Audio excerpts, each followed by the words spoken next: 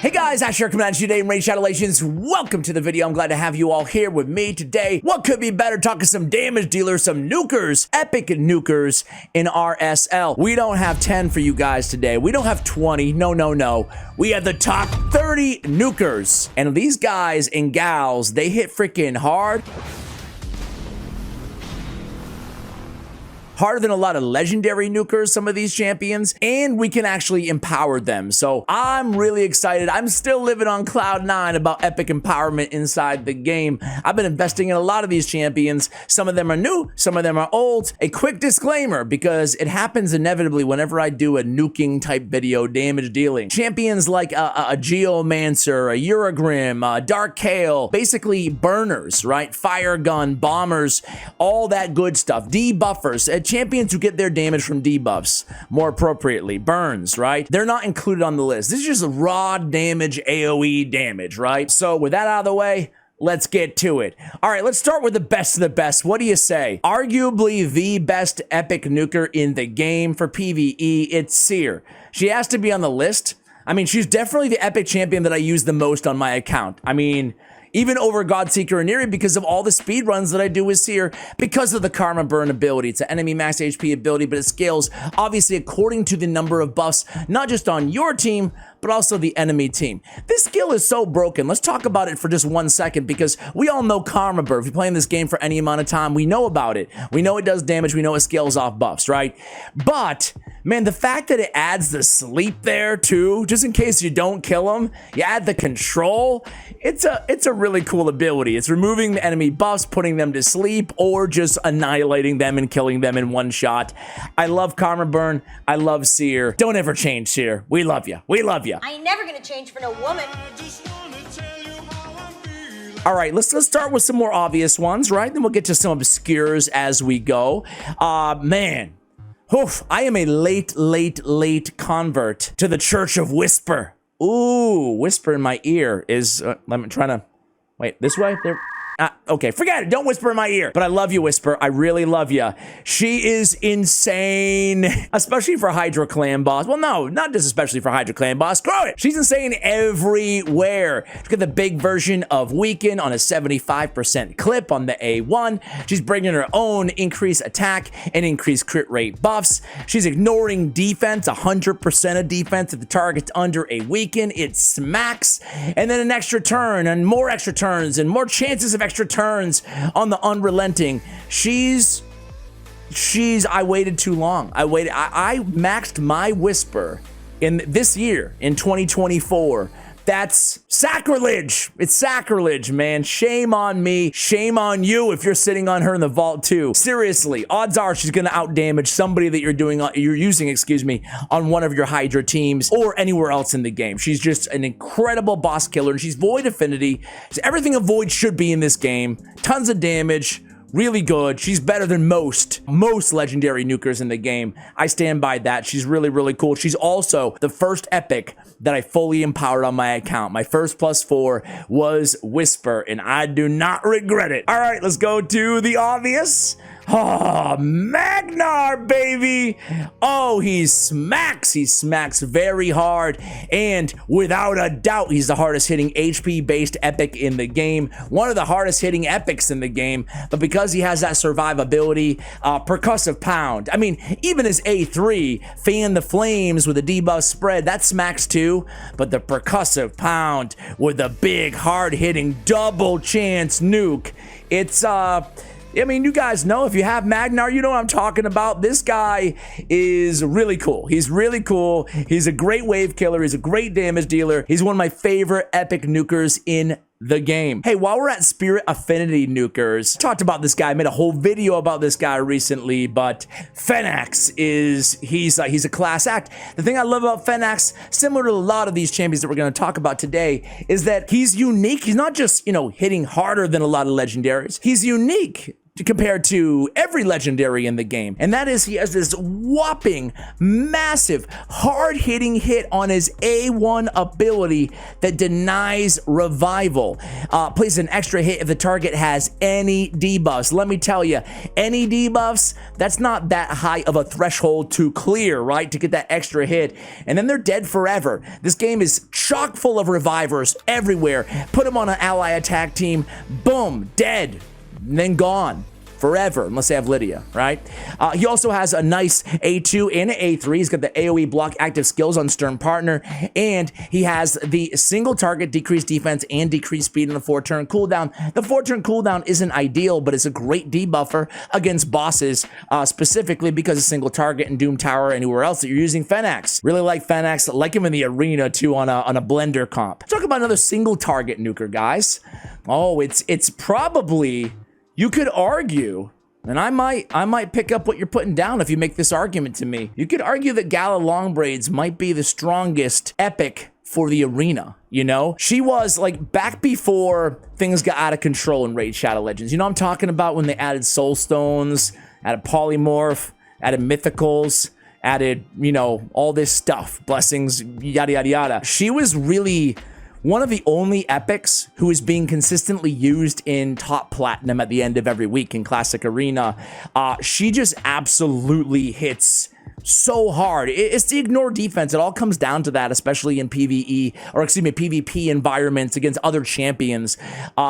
It's a big, heavy-hitting ability in Fearless Aggression, and then she has the extra turn ability as well. Grants an extra turn if this champion has full HP after using this skill. It's a triple hitter here with Ignore Defense, and then you go into another single target with Ignore Defense if you're attacking under a shield buff, right? So, man, Gala, she can really smack. She's very, very, very good. I want to empower her. I don't have any empowerment on my Gala, but I'm dying to get some dupes so I can go ahead and use her, maybe even a little bit in a live arena, right? She's pretty fun to use. Let's go Sylvan Watcher's kind of a new-ish, I would say, champion in Mitrider Daithi.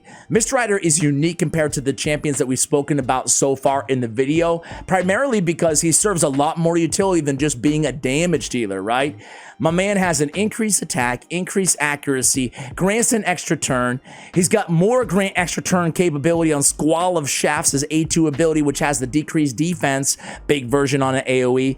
And then he has a more chance of an extra turn on his A1. Mitrider Daithi is one of those champions that he slowly grew on me, right? At first, you can be kind of turned off. Oh, wait a second, it's a 4-turn cooldown. That's not ideal. But then you get the, he has the extra turn guaranteed on the Hunt the Mist. That helps. And then extra turns built in even to his A1 ability and the A2. But really the damage is what I wasn't expecting here. Now, honorable mention to maybe like a Ruella, a Sylvan Watcher, right? But Mitrider blows her out of the water in terms of just damage, man. He dealt a lot more damage than I was expecting. So Mitrider Daithi is going to be the 6th champion on our list in no particular order. I was going to do this in order, you know. Frankly, those videos, they're fun, but it just depends on what you need and where you're at in the game, you know? Anyway, this is probably going to be the first curveball that you guys are like, wait a second, who the hell is this, Ash? It's Pann the Bowhorn. Good old Bowie. Good old Pann. Why are we still here? Just to suffer? Pann isn't that great, unfortunately, but he smacks, okay? There'll be a couple of champions like this on the list. He's got a freeze on the A1, makes him ideal for Fire Knight Hard as a damage dealer. The cool thing is he brings his own increased attack and his own increased speed, right? So it's nice to have because on his A3, he's ignoring defense. He's placing True Fear. He's ignoring 50% of the target's defense if the target's speed is equal to or less than this champion's speed. And if the target's a boss, he's placing a weaken as well if 50% of the target's resistance if the target's speed is equal to or less than Pann the Bowhorn. Of course, he brings speed in the dungeons as well. So he's pretty cool. He revolves around the speed, but this Emerald Salvo actually smacks too, and it's nice that he brings obviously his own increased attack. It's a very hard-hitting ability. I did a guide on him on my Raid Shadow Legends Champion Guide channel, and I was really impressed with how hard he hits, you know? Not very versatile outside of that, but hey, for Faction Wars of damage dealer. If you're looking for a Force Affinity Arena Nuker, look no further than good old Pann the Bowhorn. Your opponent literally won't know what hit them. I don't think there was much fanfare when he was added to the game. All right, Shadowkin. Let's talk about good old Genbo the Dishonored. Good old Genbo. He looks like a very apathetic individual, right? Good old Genbo. Genbo, what's wrong, man? He doesn't hit as hard as some of the other champions that we've spoken about on the list, but he is Void Affinity, so he's good against every matchup, and he also brings his own buffs again. The nice thing about Sword Trance is he brings his own increased crit rate, so you could feasibly build him at 70% crit rate, stack more crit damage on him as well. He's got the chance of decreasing the duration of all buffs by 1 turn that can't be resisted on his main nuke, which is really nice to have. And last but not least, he's immune to decrease attack, and he'll ignore unkillable while attacking, under an increase attack. Again, not the hardest hitting, although he can hit hard, but the affinity, the nice flinty passive, as well as the self-buffing ability and the extra, addition to Heartless Blitz in terms of decrease in duration of buffs, polymorph proof, definitely puts him on the list today. All right, next up is going to be, oh man, this dude is one of my personal favorites, Darandil. Ooh, Darandil smacks. I feel like I've spoken about the next maybe 3 here on the channel a lot, so I'll be quick with them. Dispatch them, an AoE 3-turn cooldown with Ignore defense. Another great Force Affinity epic nuker for you guys. Royal Assassin ignores 50% of defense on his A3 with a Perfect Veil if the hit is critical. Usually it's Perfect Veil if you kill the enemy, but he's just got a 2-turn Perfect Veil, no big deal, as long as the hit's critical, which of course it's going to be. The 2 ignore defense abilities and turn meter fill. He's a really underrated damage dealer who you will absolutely not be disappointed in terms of the damage that he puts out. Very hard hitter there. All right, let's talk about the other ones, kind of group them all together, the guys that I feel like I give a lot of love to. It's Neorio. Neorio, we're talking about a ton here again. He's got block buffs. He's got, if he's under the increase attack, he's stealing everything on the Abduct by Night, and it hits hard, and I just love the way he runs in on the animation. It's cool animations on Neorio, in my opinion. Faster Than the Eye is indeed another fast animation that hits very hard. Also decrease the cooldown of this skill by 1 turn when attacking under an increased attack buff, which again is great. He's bringing an increased attack on this champion for 2 turns whenever an enemy's HP drops below 30%, and it's protected as well. So a nice kit for a nuker, right, in Neorio. I love him. All right, that's 10 down, I think, maybe 11 down. So we've got a ways to go here. Hopefully you're enjoying the video so far. If so, maybe subscribe if you want to. Maybe thumbs up it. Maybe thumbs down it if you're not enjoying it. I don't care. But I appreciate you guys either way. All right, it's Morag time. It's Morag. So Morag, or Morag Bronzelock. I like the aesthetics on her. Doesn't she just look so cool, guys? Something about you, Morag. I love you. The cool thing about Morag is, first of all, she's our first defensive-based nuker that we're talking about in today's video. She brings an AoE attack with a big version of Strengthen on all allies. Now, I'm going to be real with you guys. This Outrage ability, this AoE, it's not hard-hitting. It doesn't hit as hard-hitting as any of the AoE nukes that we've spoken about so far in today's video. But and by the way, it's not weak hitting either. It's just kind of middle of the road, right? But it does have that strengthen. But what makes her just insane, she has an ally attack, which is great, right? But she counterattacks when hit while under a strengthen buff placed by herself. She again has the big version of strengthen on a 3-turn cooldown when booked. And hey, guess what? Her A1 actually does smack. So this raw iron slab, love the name of this ability, attacks one enemy 2 times and ignores shields. And then she's just counterattacking all over the place, right? Whenever she's hit, basically, if she can keep that strengthen buff up. You can obviously even extend that strengthen buff, and then she'll be counterattacking every single time she's hit against like Demon Lord clan boss areas like that. She can really outdamage just a ton of champions who you wouldn't expect her to in clan boss because of that counterattack dynamic, not to mention the ally attack. Still the only epic in the game that has the big version of strengthen on a 3-turn cooldown. Just Morag, that's it. So a very, very unique champion who I absolutely love. Fylja. I like Fylja as well. This is a viewer request. A lot of you guys, a contingency of my viewers were like, dude, you're sleeping on a little nuker, Ash. It's Fylja. And I'm like, really? I thought she kind of sucked. I know she was part of a fusion back in the day, but no, you guys were absolutely right. She has a full turn meter depletion, which is really nice on the A2. And then this Righteous Evocation is an AoE turn meter fill, right? As long as it's critical, and it smacks. It smacks. Righteous Evocation hits way harder than even, again, most of the abilities that we've spoken about today. I was really impressed. If this champion has 2 or fewer buffs at the start of each turn, she starts her turn with increased attack and increased crit damage. That really helps out in a big way, and it also alleviates the necessity of having to set her up, especially in the arena, with an increased attack champion like an Arbiter or Gorgorab or whoever you're using nowadays. Do you guys still use Gorgorab? Back in the day, everybody set up with a Gorgorab back when I was playing the game back in 2019 or whatever. All right, let's talk about some enemy max HP champions. I don't want to snub these guys. Good old Royal Guard, my personal favorite. A lot of people like Husk. I like Royal Guard. I like them both, to be fair, but Royal Guard is still, he's an OG, old school champion in the game. He was here back in 2019 when I was playing before I knew anything about this game. I just remember everybody saying, Royal Guard, you need to get Royal Guard. And he still got it. He's got decreased defense on his A1. He's got that big, hard-hitting attack on takedown. Whenever you need an enemy max HP champion, there's tons of areas in the game that they shine. He's got you covered. It's a hard-hitting takedown ability. And then a lot of utility on the A3 on the hamstring. 4 time at random. We have massive turn meter manipulation.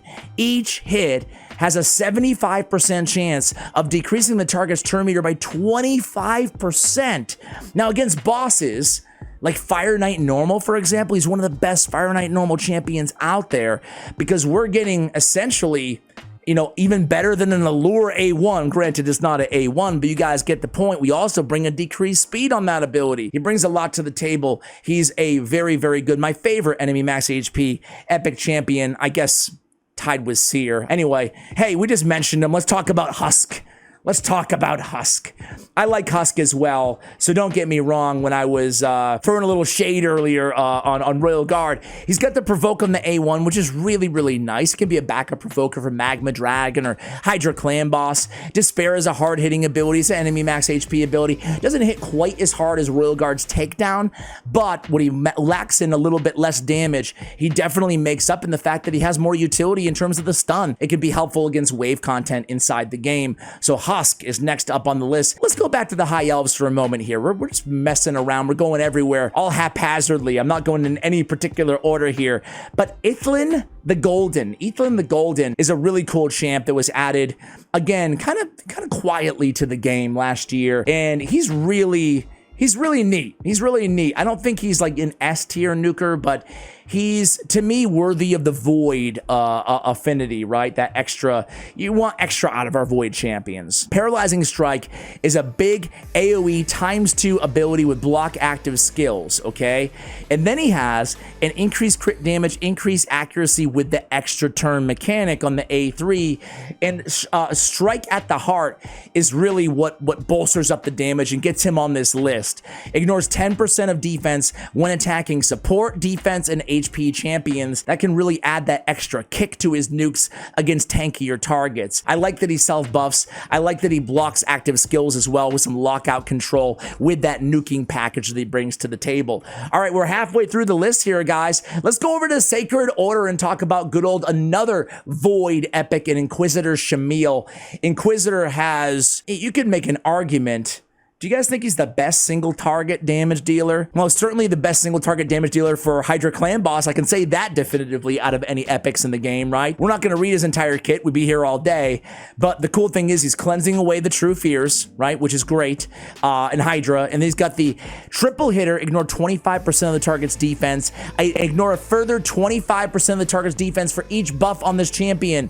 So Cow of Horrors is a triple hitter with basically just get a couple buffs on the dude, few buffs on the dude. It's 100% ignore defense. It smacks. That's his only other active skill. We already talked about the True Fear removal as well. Oof, and the turn meter control off the leader, right? Hey, they fixed the wording on this, right? Instantly remove the debuff and fill the team leader's turn meter by 15%. That's cool. I didn't notice that. It was worded very convolutedly previously. So let's go for another old school champion in the game, guys. In good old Alika. Alika's really cool. Her claim to fame is, well, she's got a couple claim to fames, I guess. Let's start with the AoE on Disorient. An AoE lockout champion, right? It's the same skill as like a basher, for example. It's increase the cooldown of all enemy skills by 2 turns. It's a poor man's Crixia, a poor man's Yumeko, a poor man's Warlord, right? But it's good. It's you know, it buys you 2 turns of control where the opponent can either switch forms if they're mythical or only use their A1 otherwise. But she's on the list because Disorient doesn't hit that hard, but high value target does. Attack 1 enemy on a 2-turn cooldown. Will ignore 50% of the target's defense if their max HP is higher than this champion's max HP. That's almost always going to be the case. She's pretty squishy. But Alika is a really nice blend of control and high damage because of that A2 ability. Next up is an Ogryn Tribe Void epic in Skraank. Good old Skraank. I mentioned this before. I feel like I'm always taking shots at poor Mordecai, but he's my favorite burner in the game. But the reason he's on the list, because we're not including burn as, you know, raw nuker on the list. He's on the list because even without the HP burn, which is definitely the highlight of his kit, he can really hit hard. It's thanks to this Pyromania on his passive. Increases champions attack and crit damage by 5% every time a burn debuff triggers on an enemy, up to 25%. It's really not a high bar to clear in terms of hitting that 25% extra crit damage and attack. It's a really nice boost from his passive. His base attack 1421 is pretty high too for an epic champion.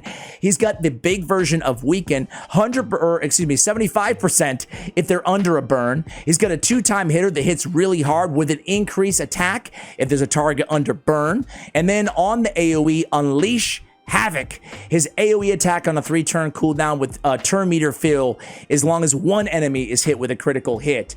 So again, maybe not the hardest hitting nuke that we talked about so far on Unleash Havoc, but when you scale it up, when he has his increased attack, when you bump up his attack and crit damage, he can really hit very hard. Very impressive. Let's not go far here, guys.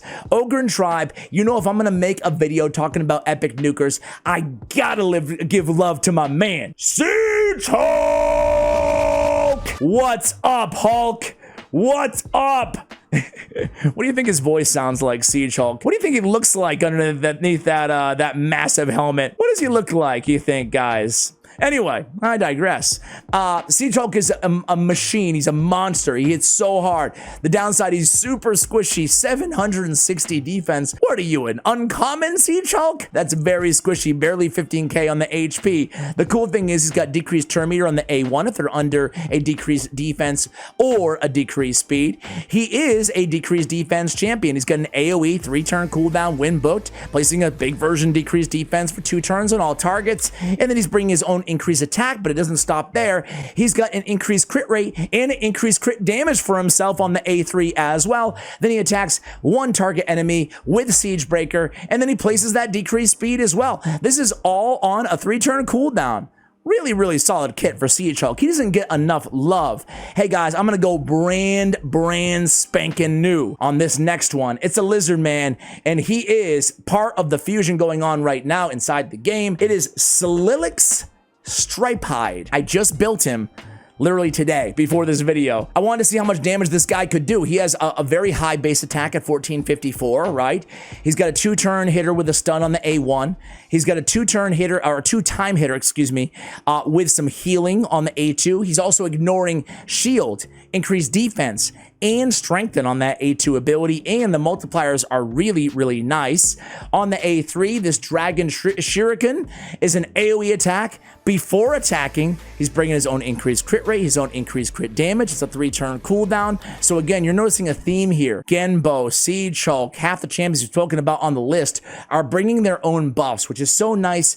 It really alleviates the necessity of having all the fundamental buffs on your team and trying to, you know, check all those boxes, right? This A3, it hits really hard, you know? I don't think he's the best epic damage dealer in the game, but again, he has more escalation on the passive here. Increases champions crit damage by 10% every time they kill an enemy, stacks up to 30%. And if his A2 kills an enemy, which is pretty easy to do, it hits very hard, the next skill they use will ignore 30% of the target's defense. So the weird thing about him though is he's more of a, it feels like he should be great in the arena because he's ignoring shield and increased defense and strengthen. I guess you would have to open up with the A2 in the arena, kill somebody, and then ignore defense on the A3 and self buff. The problem is the increased crit rates on the A3, so if you're building with 70% crit rate, it doesn't really work that way with the A2 lead up, right? So I look at him as a bit more of a damage dealer for PvE rather than PvP, but he did impress me with the damage. He was out damaging a lot of the other champions that we spoke about on the list when I ran them all together to kind of damage compare. So yeah, Slilix, a little bit one-dimensional, basically just damage there, but could certainly be a fun kind of arena nuker, faction wars, or just a damage dealer for Cursed City or wave content. All right, guys, 9 left on the list, I think, unless I'm counting wrong. Let's talk about the only epic, I think, who has a built-in skill on a 3-turn cooldown, no less, that ignores 100% of target's defense. Anybody know what I'm talking about? The only epic in the game, meaning Helm Smasher doesn't matter. Savage Gear, Lethal Gear, doesn't matter. He's already ignoring all the defense. Not on both of his abilities, but it's actually an oldie but a goodie in Faceless. I wasn't going to put Faceless on the list. I actually subbed him in last second for Grush the Mangler. I love you, Grush. AoE defense nuker with 2 AoEs, decent multipliers. But I felt like I had to include Faceless. First of all, his A2, Lightning, 3-turn cooldown, pretty basic. Books just go to damage, right? Increased crit rate on this champion for 2 turns, attacks 1 enemy. I want to say this has a 5.2, let me pull it up, 5.5 multiplier on Lightning. That is a godlike damage rating, but it gets better. On Ice Bolt, attacks 1 enemy, ignores shield and block damage, as well as 100% defense.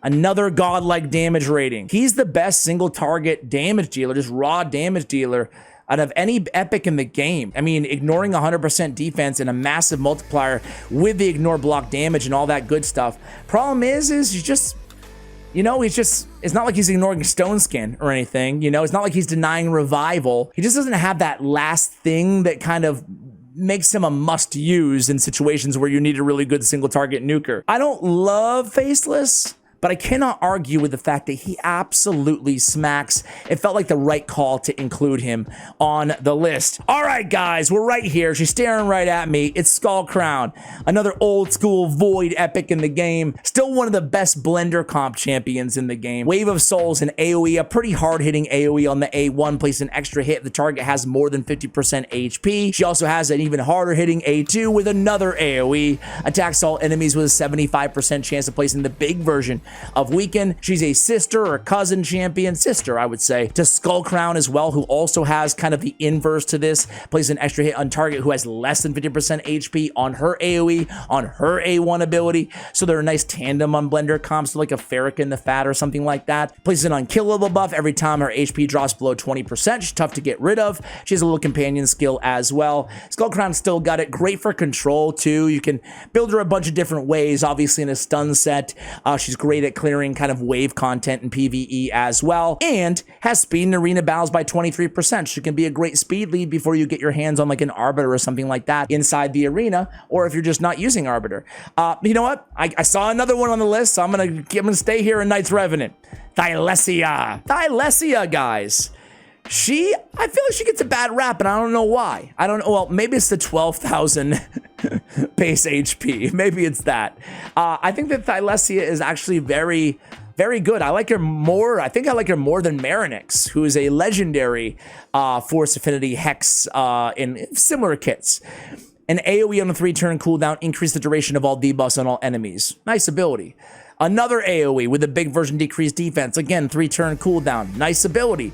Both of them, neither of them nuke as hard as, again, some of these, like Darandil, for example.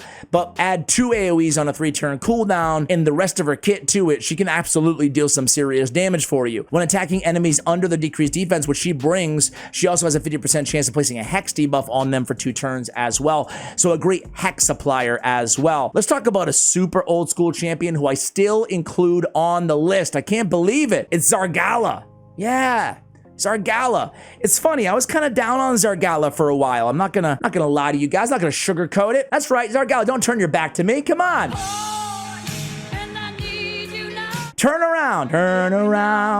Every now and then I get a champion wrong inside.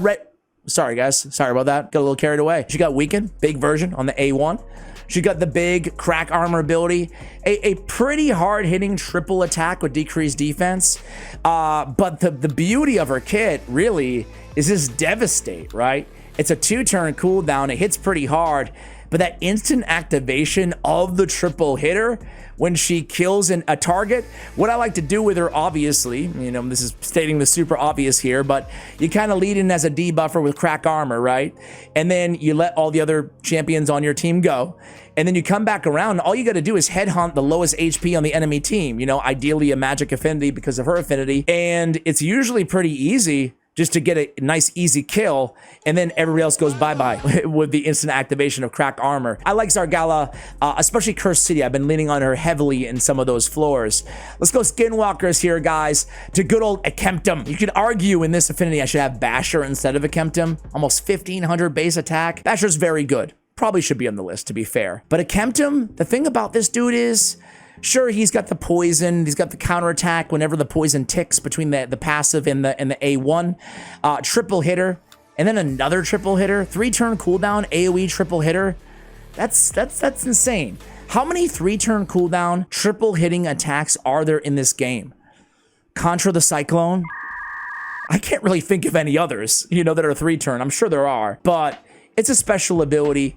And if you're saying Zargala, hers is a 4-turn cooldown. Each hit, we're placing Hex. We're extending Hex. Like, there's no better Hex placer in the game, in my opinion, than Akemtum.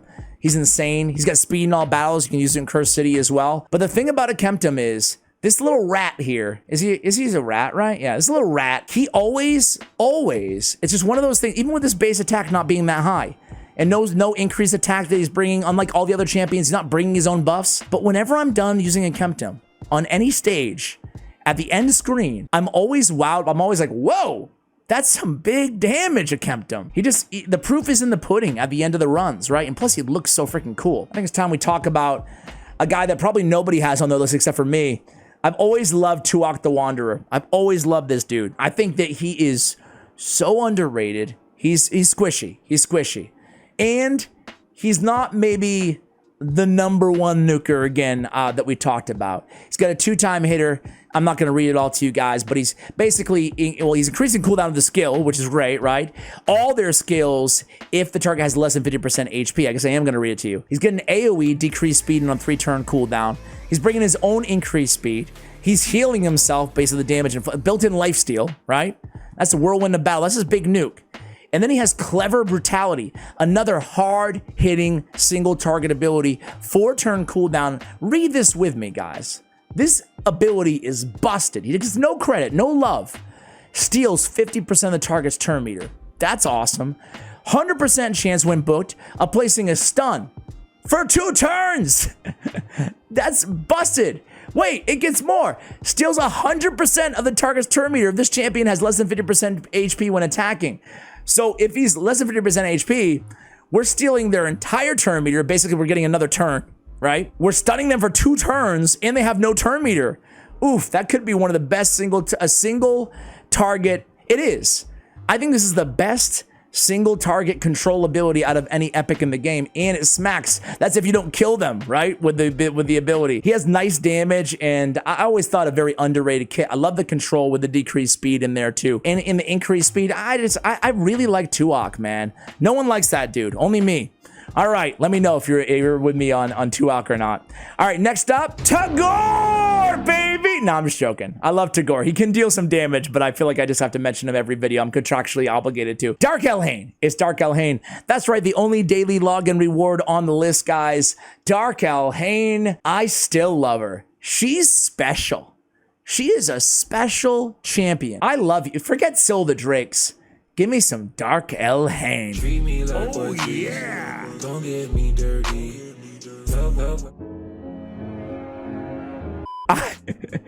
There's something really cool about going after like a Tormund team and just seeing her instantly activate Death's Majesty again and again and again.